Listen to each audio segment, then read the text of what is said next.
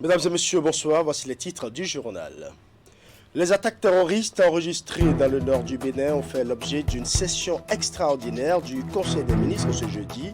Le gouvernement a pris de nouvelles mesures, parmi lesquelles l'acquisition de matériel de pointe pour permettre à l'armée de repousser les assaillants. Face à la presse ce vendredi, le secrétaire général adjoint, porte-parole du gouvernement, Wilfrid Léon-Ngudi, est revenu sur les importantes mesures prises pour renforcer la sécurité dans les zones frontalières.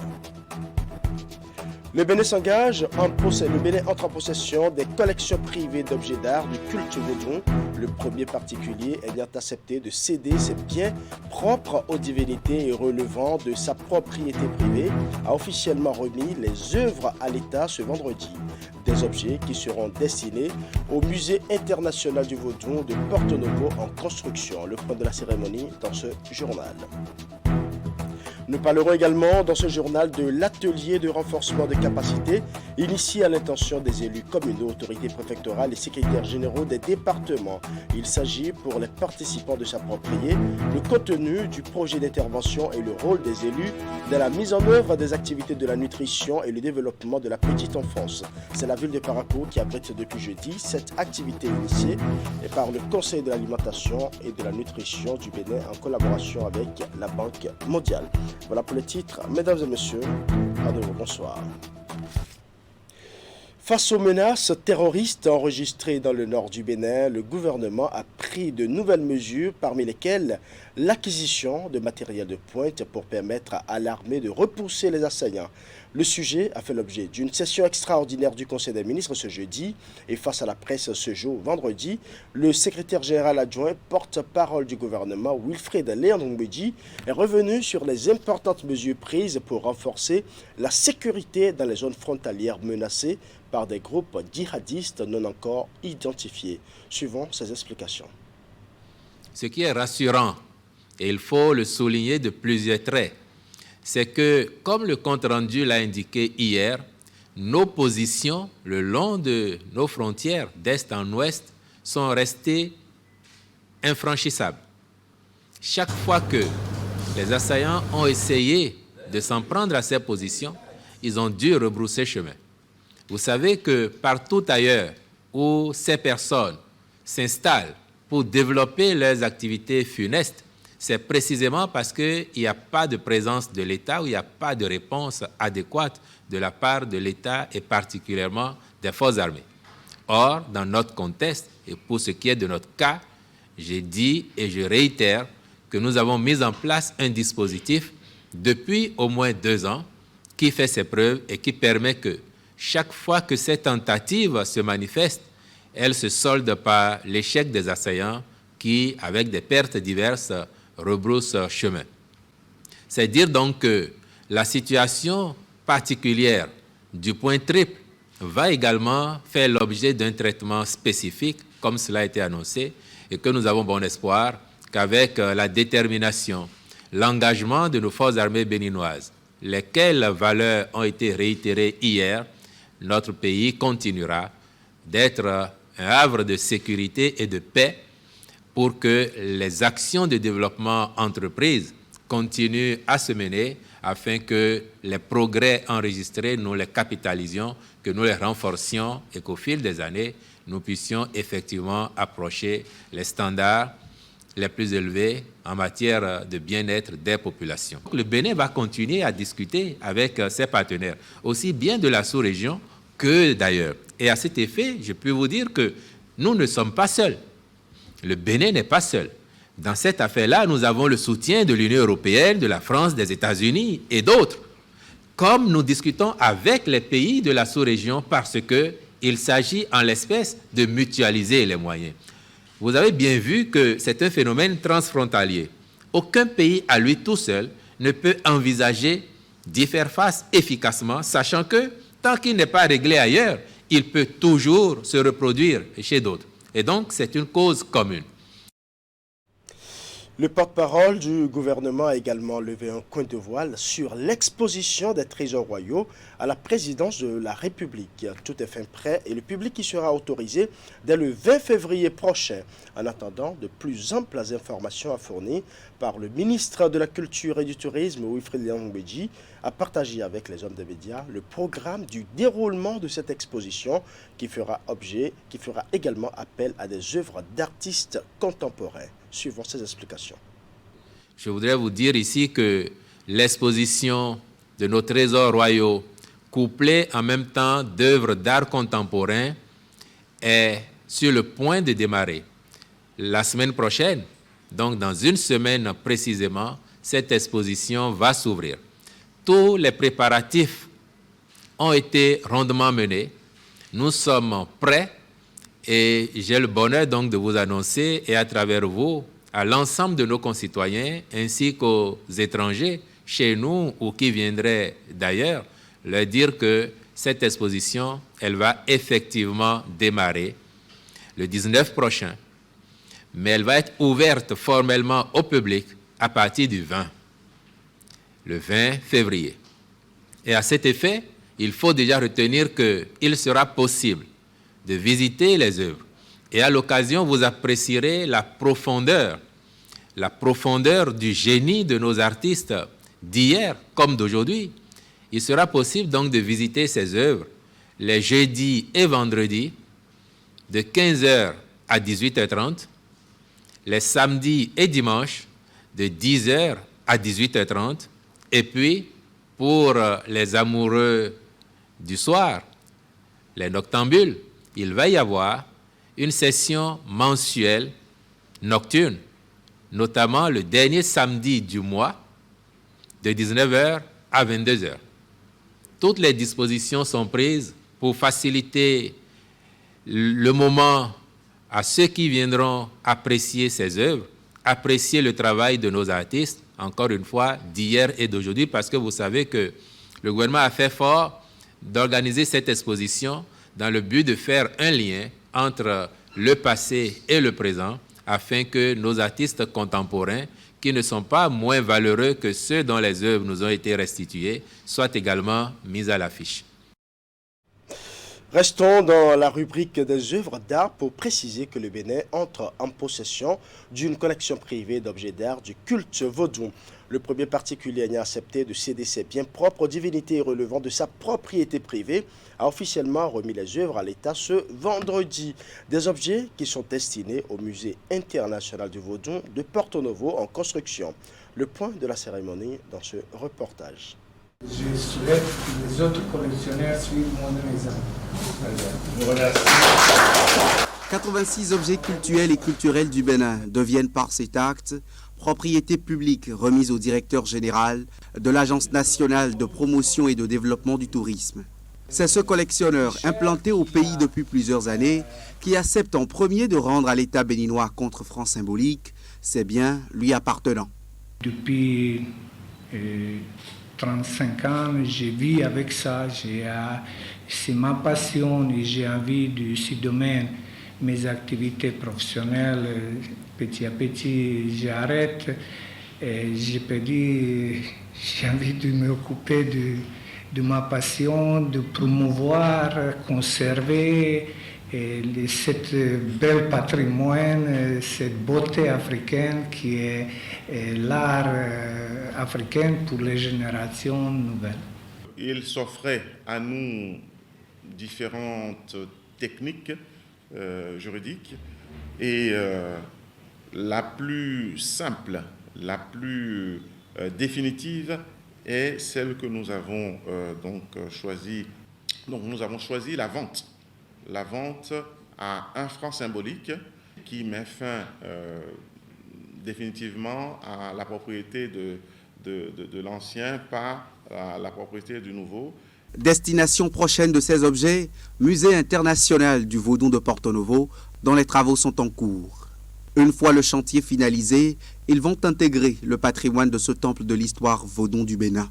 Un pas de plus sur le chemin de réalisation du projet touristique cher au gouvernement. Les arts modernes comme les arts anciens font autorité dans sa collection. Mais ce qui majoritairement ressort, ce sont les arts dits premiers. Ces pièces ou objets de l'art patrimonial du Bénin, dont il a décidé de faire en partie don à notre pays, le Bénin. Nous voudrions vous remercier, Monsieur le Consul, vous remercier pour avoir répondu à l'appel solennellement lancé par le Président de la République, appel à tous ceux qui détiennent des collections dignes d'intérêt pour les programmes scientifiques et culturels des musées nationaux. Cette réception officielle se tient quelques jours avant le démarrage de l'exposition des 26 trésors royaux rapatriés par le Bénin. L'ambition de l'exécutif de faire du Bénin une destination touristique se concrétise ainsi progressivement, mais sûrement. Dans un tout autre registre, les membres des corps diplomatiques accrédités au Bénin sont allés s'enquérir de l'évolution des travaux de la zone économique spéciale de Glodjibé-Zé. Les ambassadeurs ont découvert en ce vaste projet d'industrialisation du Bénin une opportunité d'affaires pour les investisseurs de leurs pays respectifs. Reportage de l'Agence de promotion des investissements. Ils sont les yeux et les oreilles des potentiels investisseurs ici. Eux, ce sont les représentants des différentes chancelleries présentes au Bénin. Les convaincre de la qualité de l'offre d'investissement dans cette zone industrielle qui sort progressivement de terre est donc un défi. L'Agence de promotion de l'investissement et des exportations APIEX gagne le pari. Comme à l'accoutumée, ce n'est pas sans le concours de la Société d'investissement et de la promotion de l'industrie CIPI Bénin SA. L'ambition du gouvernement, c'est de faire en sorte que la quasi-totalité des productions agricoles de notre pays soit transformée sur place. Et dans ces conditions, le gouvernement a pensé cette zone pour accueillir l'ensemble des investisseurs intéressés par la transformation des produits agricoles du Bénin et également par le développement d'un certain nombre de secteurs comme la construction mécanique et l'électronique. La première phase de développement de la zone qui a démarré en février 2021 et qui couvre une superficie de 400 hectares est pratiquement achevée. Les infrastructures de production telles que l'eau, l'énergie et la fibre optique sont disponibles sur le site. CIPI Bénin a signé en quelques mois, après le démarrage des premiers travaux d'infrastructure, des contrats de réservation de parcelles avec une vingtaine d'investisseurs. Le montant total des investissements conclus à ce jour s'élève à plus de 500 millions de dollars US. Le message passe. La garantie qu'il soit transmis aux partenaires en vue est certaine. En témoigne déjà l'engagement du corps diplomatique accrédité au Bénin à relayer l'opportunité GDIZ le plus loin possible. C'est une zone qui est très avancée, il est déjà avancé à plus de 85%, jusqu'à 90%.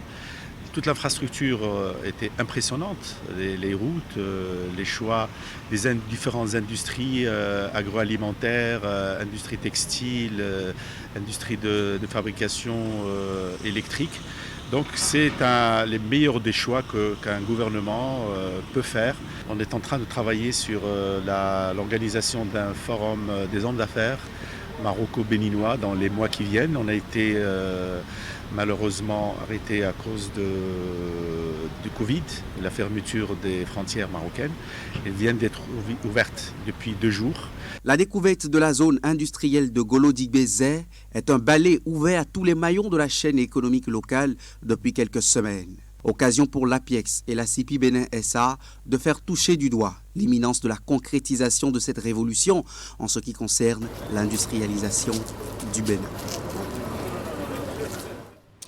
Parlons à présent de l'Agence béninoise de gestion intégrée des espaces frontaliers ABJF qui poursuit ses efforts dans le cadre de la sécurisation des zones frontalières. C'est ce qui justifie d'ailleurs la tenue d'un atelier à Parakou qui porte sur la validation des avant-projets d'arrêtés et décrets d'opérationnalisation du titre 5 bis de la propriété foncière dans la zone de sécurité frontalière de Côte-Foncier et domaniale du Bénin.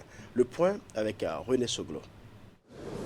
L'agence béninoise de gestion intégrée des espaces frontaliers aborde un tournant décisif dans le cadre de l'opérationnalisation du Code foncier domanial en République du Bénin. En dépit des efforts fournis depuis sa création en 2012, la sécurisation et le développement des espaces frontaliers restent d'actualité. Beaucoup d'efforts ont été fournis pour récupérer plus de 18 villages et hameaux qui jadis étaient sous administration des pays voisins, surtout le Nigeria.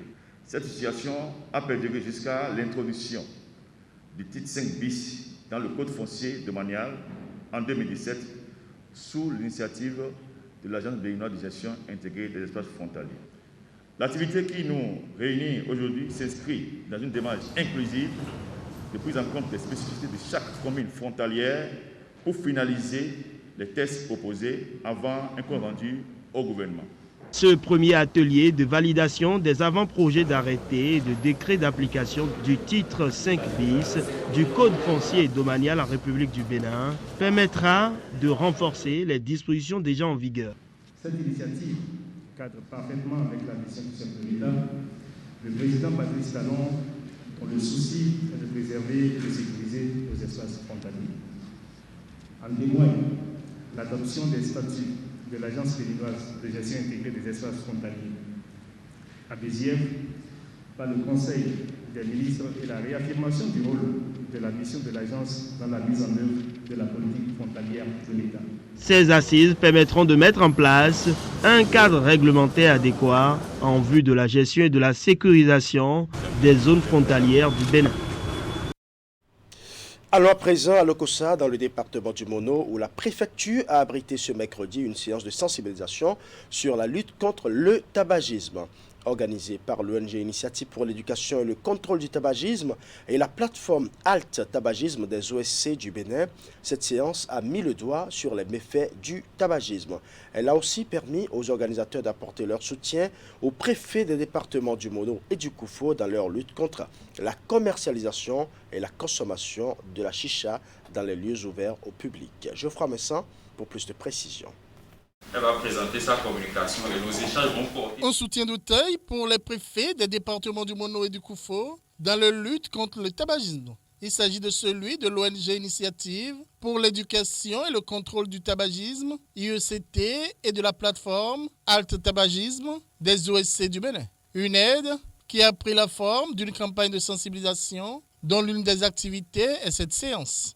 Donc l'activité de ce matin vient renforcer les mesures légales qui ont été déjà prises par les autorités du département du Mono et du Koufo et permettra à tous les acteurs invités ici d'avoir des informations sur la stratégie à développer sur le terrain pour une meilleure sensibilisation de la couche juvénile sur les conséquences de la consommation de ces produits qui ne sont pas de nature à accorder une bonne santé à cette jeunesse.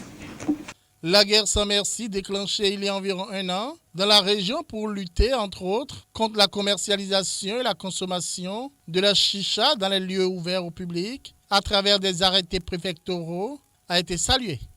Nous sommes vraiment très heureux que nos autorités, je l'ai dit tout à l'heure, c'est-à-dire le préfet du Mono et celui du Koufo ont pris des arrêtés pour interdire la consommation des produits du tabac à travers la chicha dans les lieux à usage public. Et nous voulons vous dire merci. Merci, monsieur le préfet du Koufo. Merci au préfet également du Mono pour ces actes que vous avez pris pour sauver la jeunesse.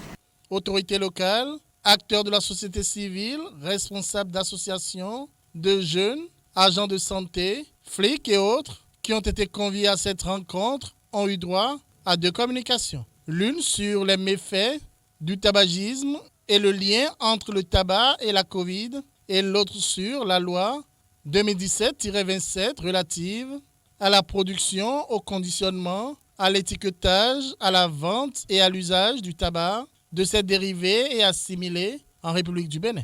Le tabac et ses dérivés tuent absolument. Et donc, on doit s'en méfier. C'est pour cela que pour avoir choisi de renforcer nos capacités. Je voudrais vous dire un grand merci. Vous êtes ainsi en train d'accompagner le mouvement qui est orienté, qui est décidé par le gouvernement. Vous accompagnez le gouvernement pour que cette loi soit bien appliquée. Accompagner les préfectures pour que les différents arrêtés soient bien appliqués. Cette campagne de sensibilisation qui vient d'être lancée va s'étendre dans les prochaines semaines vers les autres départements du Bénin. S'approprier le contenu du projet d'intervention et le rôle des élus dans la mise en œuvre des activités de la nutrition et le développement de la petite enfance, c'est l'objectif de l'atelier de renforcement de capacités initié à l'intention des élus communaux, autorités préfectorales et secrétaires généraux de département. La ville de Parakou abrite cette activité démarrée ce jeudi. C'est une initiative du Conseil de l'alimentation et de la nutrition du Bénin en collaboration avec la Banque mondiale. Reportage. Réunis dans cette salle de conférence, autorités préfectorales, secrétaires généraux de départements et élus locaux du Bénin sont en atelier pour 72 heures de renforcement de capacité. Ils ont été conviés à cette séance importante démarrée ce jeudi 10 février par le secrétariat permanent du Conseil de l'alimentation et de la nutrition dans le cadre du projet de nutrition et de développement de la petite enfance, PNDPE en abrégé.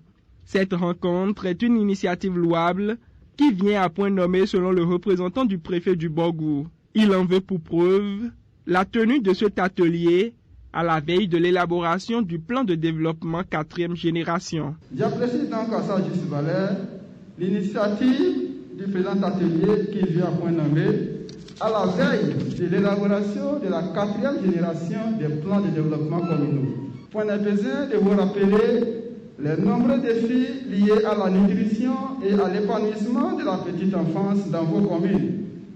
En l'absence de toute action, l'avenir de cette couche fragile risque d'être hypothéqué et la relève de la nation tout entière compromise. L'initiative est à l'actif du Conseil national de l'alimentation et de la nutrition en collaboration avec la Banque mondiale. Présent à cet atelier, le représentant de la Banque mondiale, partenaire financier du SPCAN, salue la forte participation des acteurs invités. Il exhorte ces derniers à s'engager véritablement dans cet élan qui protège le capital humain et notamment la petite enfance. Et je voudrais féliciter le secrétaire permanent du Conseil de l'alimentation et de la nutrition et toute son équipe pour ce travail formidable de coordination régionale, pour ce travail vraiment de qualité qui vous honore et qui honore le Bénin. Au sortir effectivement de cet atelier, vous puissiez nous aider à faire le plaidoyer à d'autres niveaux.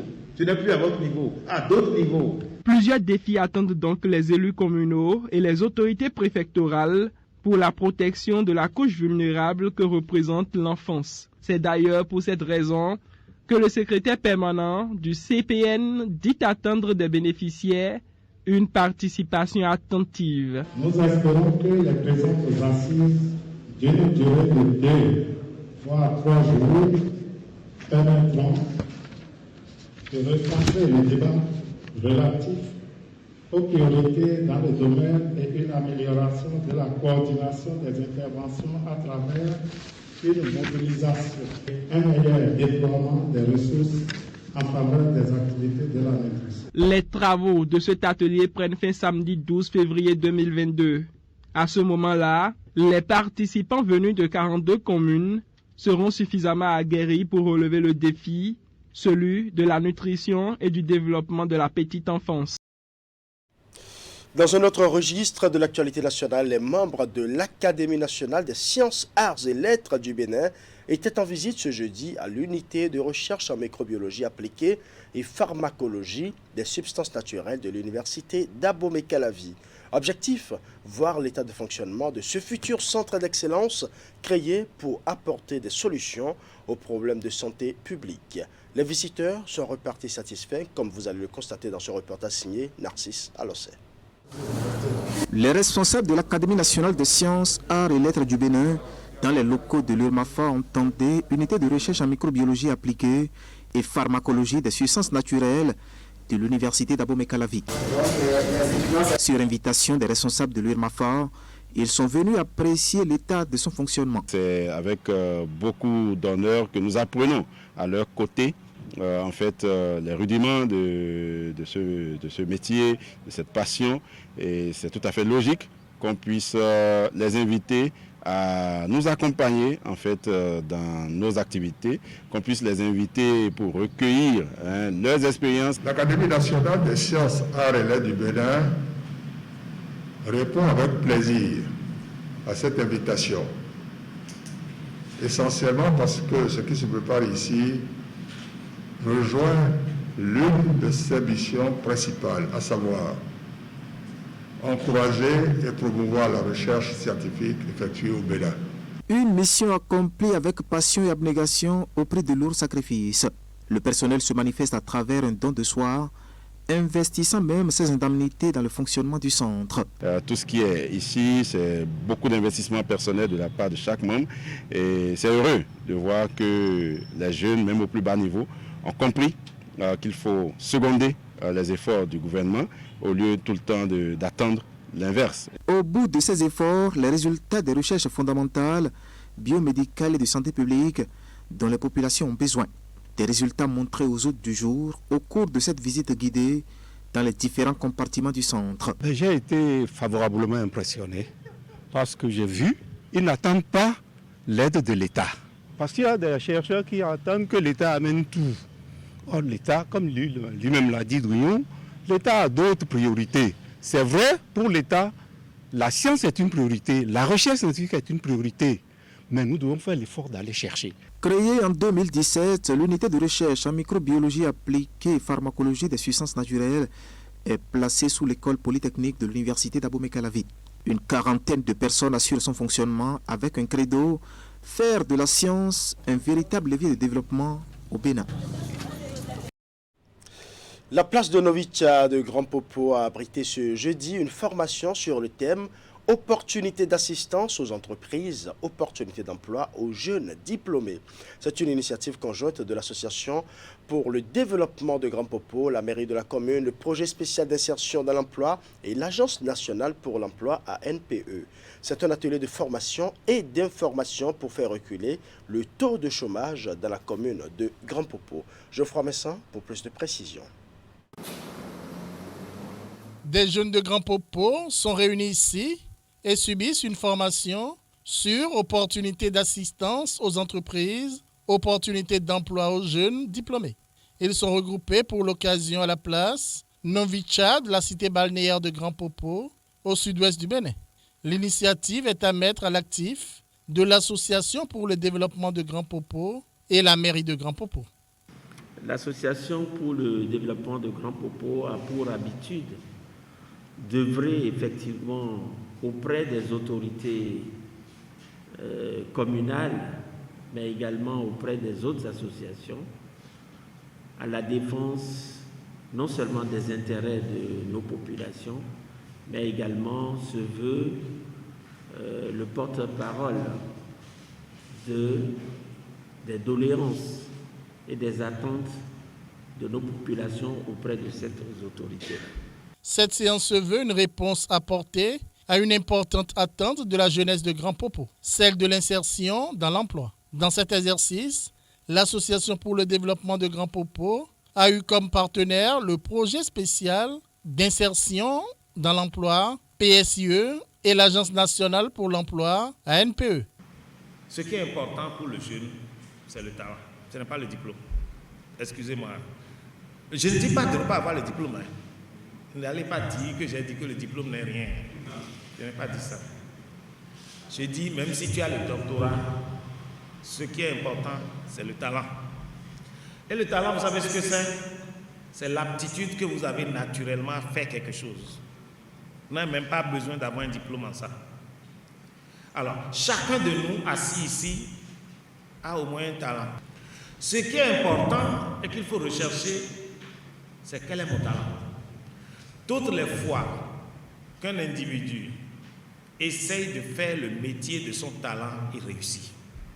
Alors, moi, je m'amuse souvent à dire que le PSE, c'est un programme de soutien aux entreprises dont le bénéfice revient aux jeunes.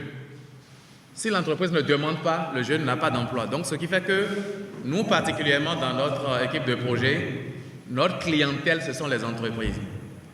Et je peux vous dire que depuis que nous avons commencé le 1er juillet 2020, nous avons pu placer quand même 27 jeunes à grand propos. Alors, pour aller droit au but, comment est constitué le PSE? Le PSE, c'est l'insertion de 2000 jeunes par an payés par l'État. Mais pas 2000 jeunes alignés les uns après les autres, mais 2000 jeunes dont la demande et la création de postes ont été formulés par des entreprises. Cet atelier qui s'est déroulé dans la mi-journée de ce mercredi 9 février a servi de lancement aux activités du nouveau bureau de l'Association pour le développement de Grand Propos. Ainsi se referme ce journal que je vous remercie d'avoir suivi. Tout le plaisir était pour moi de rester en votre compagnie. Bon début de week-end à chacun et à tous.